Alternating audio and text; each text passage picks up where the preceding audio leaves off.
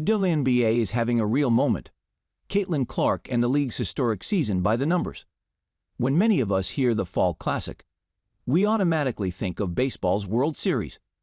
I'm not sure that will be the case for future generations.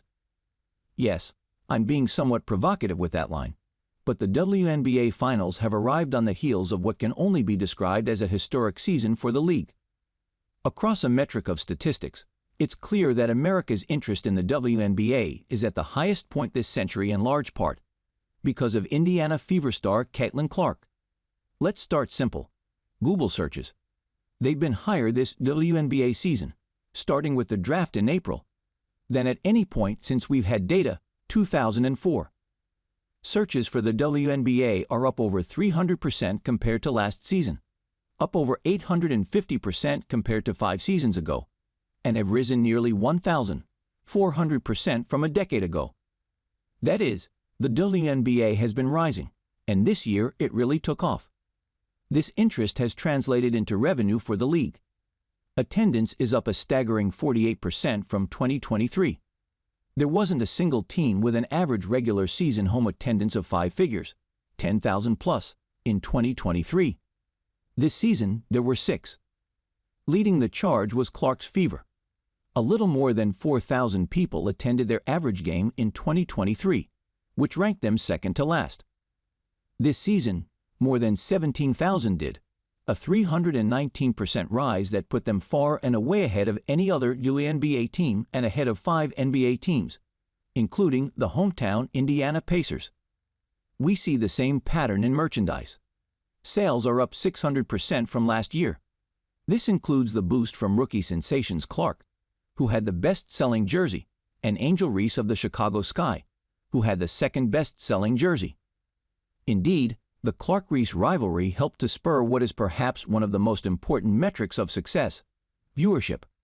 More people tuned into the average nationally televised WNBA game this season, 657, than in any season in the 21st century. When we focus on games involving Clark, her impact becomes clear. Nearly 1.2 million on average tuned into games including Clark's Fever, roughly 3 times the average for games without the Fever.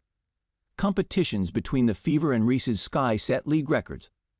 This included the league's most-watched game in over 2 decades, which was in mid-June on CBS Sports, 2.25 million, which was itself beaten by 2.35 million tuning into an ESPN game between the two squads 2 weeks later. But arguably more important to the league is that the Clark-Reese showdowns got people to tune into channels they wouldn't otherwise. More people tuned into a blowout involving Clark and Reese at the end of August, 1.6 million, than any other game broadcast in Ion history. These Sky Fever numbers actually match or exceed the average nationally televised MLB regular season game. And though the Fever have been eliminated, these WNBA playoffs have continued to break records. Game 1 of the Liberty Aces series was the most-watched WNBA semifinals game in 22 years. Right up until Game 3 broke that record with an audience of 994K. Last year's audience was less than half that mark. Of course, the MLB's ratings this postseason will exceed those of the WNBA with Clark's Fever bounced from the postseason. But it's clear that the WNBA really has a bright future thanks to Clark and Reese. Take a look at data from Key Scores, which help to measure the popularity of stars. More Americans know who Clark, 44%, is than baseball stars Aaron Judge, 30%, Mike Trout, 25%, or Shohei Ohtani, 23%. Reese has numbers similar to those of these baseball stars, with 27% knowing who she is. An average of 21% knew who the average athlete tested was. It's not just that a lot of people know who Clark is. It's that a lot of the people who do list her as one of their favorite stars, 20%. That's significantly higher than the average male or female athlete, 13%.